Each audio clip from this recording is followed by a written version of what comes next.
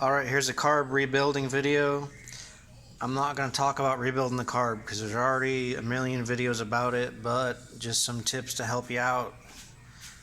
This carburetor looked like this.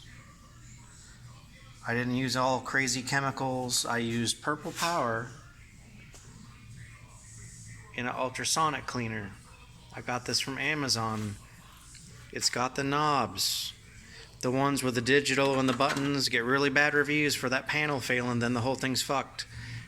The knobs seem to be a little more reliable, less electronics to go bad, and then if it goes bad, I can just open it up and connect the wires, because you always want full heat, and it does 20 minutes on the timer. I can always get another timer of this thing. I don't know, I'll just wire it straight and 176 whatever.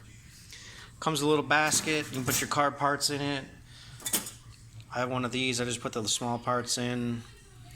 It works really good. I was surprised. I've never used one before, but like I said, literally it looked like that. Now it looks like that. I did the body 40 minutes 2 times, and the small parts 20 minutes once. Here's a few of the extras. That was all filth. And of course, put a new one in from the rebuild kit. But the screws and all that, and the plug and the inside screws and all that stuff. But the reason for the video is why your car burns. When these carburetors get old, the fittings get loose, usually from the weight of the fuel line and the fuel filter wiggling. Will slowly wiggle this, and this will pull out. The new carburetors from MP and some of the other manufacturers, this is actually tapped, and this is threaded in so it can't pull out. So this one, I grabbed it with the vice grips and yanked it out. Mixed up with JB Weld. Here's the fitting. Mar the end up with like a file, or the teeth on the vice grip is what I usually use, just so the JB Weld has something to grip to. Then what you want to do is put it on there real good. Try to do this one-handed because I don't have a tripod, I'm too cheap. Put it on there real good. You can see I'm even using the JB Weld package.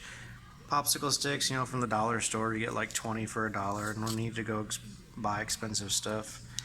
Make sure there's none on the end, because when you push it in, it's gonna go inside, right? So there you go.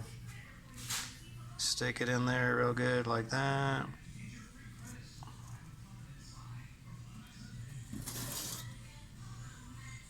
There I got it on my hand, cool.